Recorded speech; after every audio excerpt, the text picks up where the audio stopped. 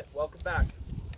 I am Nightfall from Profound Madness, and I am here to do a review on the SEMA CM0339C, which is the variant with the crane stock. It is one of their more modern takes on the AK-47 or the AKM. It was provided by my friend Midnight Hunter over there, and it is his most used primary weapon. It has been pretty reliable for him, decently accurate, and he seems to enjoy it.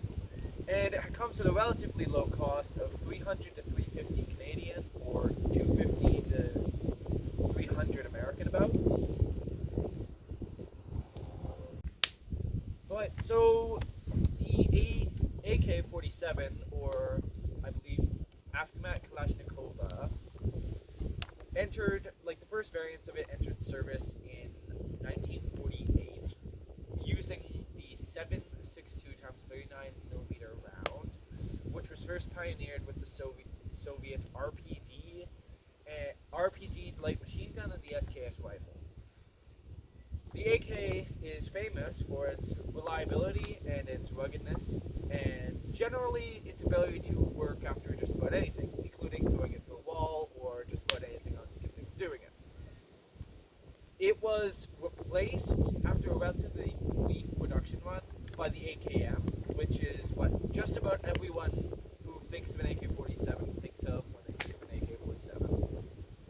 And with that itself was later replaced by the AK-103, and later the AK-12 and variants of the AK-12, including the AK-15.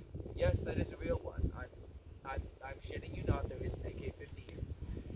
It's just not what most people mean when they say AK-15. Alright, so now we're going to be inspecting our AK here. Now, we're going to start with control surfaces. Your mag release, down there. Your fire select is here. Top is safe. Down once is full, and down twice is semi.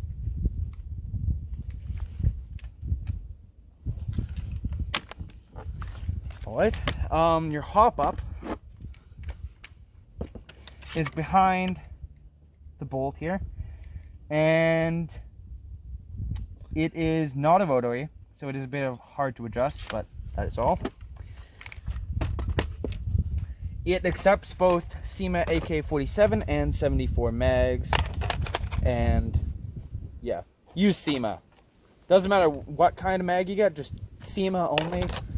SSC mags jam very frequently in this gun. So it is 870 to 950 millimeters long, which is 34 to 37 inches, depending on how far your stock is undone. And it is about 3.5 kilograms, which puts it at nearly 8 pounds, so it is a heavier rifle. It is heavier than most M4s.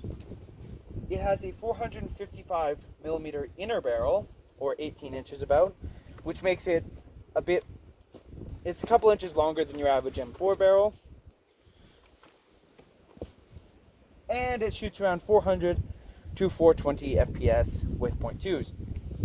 It has 4 sling points, one on the bottom of the stock, one at the base of the stock, another one on the other side of the gun, and this one on the front, which I believe can be flipped around for lefties.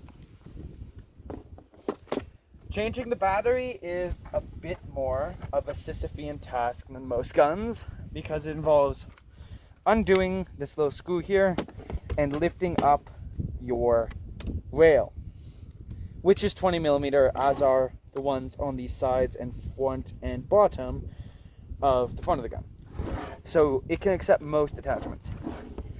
Now you're going to want to get this Allen key that they provide you with and just start turning.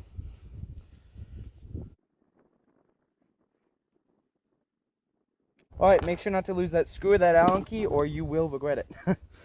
So, first things, you flip your sight forwards, then you pull back and lift up on the rail. Now you're going to want to hold that so it doesn't fall back down you. Then you're going to want to just push this button in, which will just lift off. Once your battery cover is open, you get to put in your battery.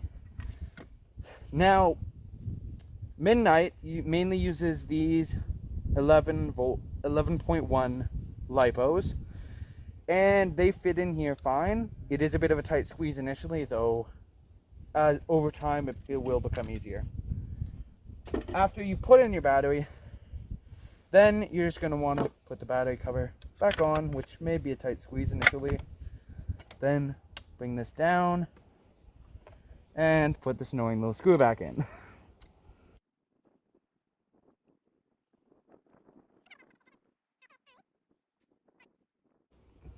Once your screw's back in, you're golden.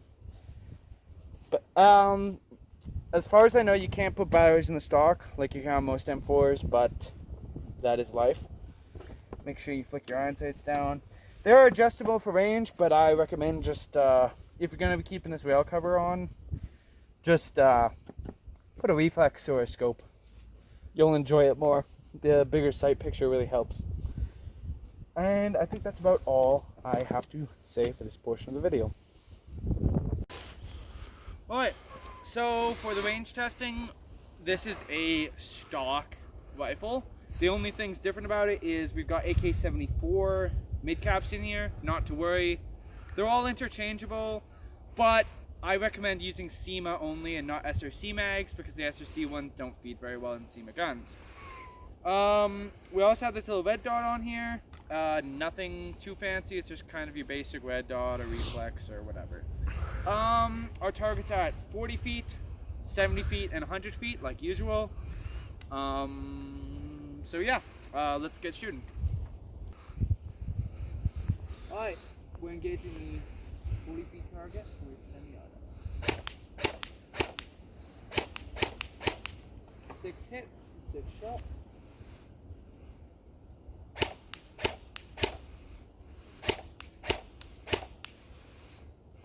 5 hits out of 6.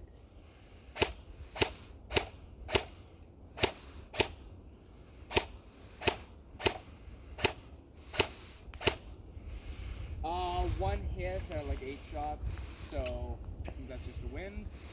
Alright, let's inspect targets. Alright, now with the AK here in automatic, we scored 1, 2, 3, 4 headshots and 2 body shots with our automatic. Let's check out the 70 foot.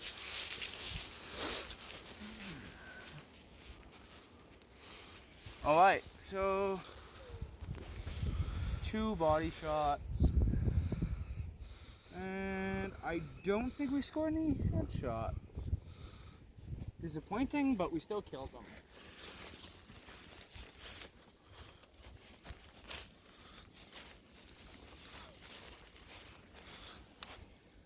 Oh, 1 right in the forehead. Never mind. He's dead too. Alright, so kills at all 3 ranges. Excellent. Let's evaluate our performance. Alright, so we got kills out to 100 feet in both semi and automatic. We had 1 jam on us, but it happens. It doesn't seem to be a recurring thing, so I'm not going to let that one stop me. Cleared it easy. So I say I would feel comfortable engaging people up to 100 feet away.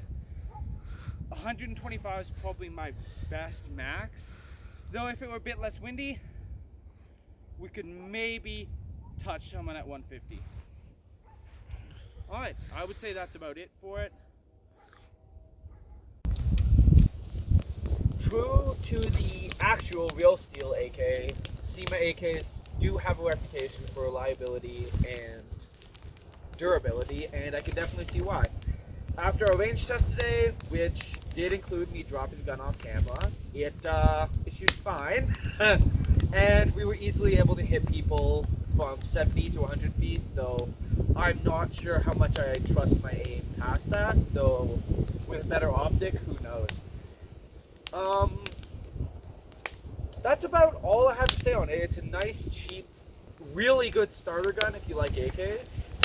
And you're gonna have to excuse me because I need to inform the United Nations that an escape worker blows up is.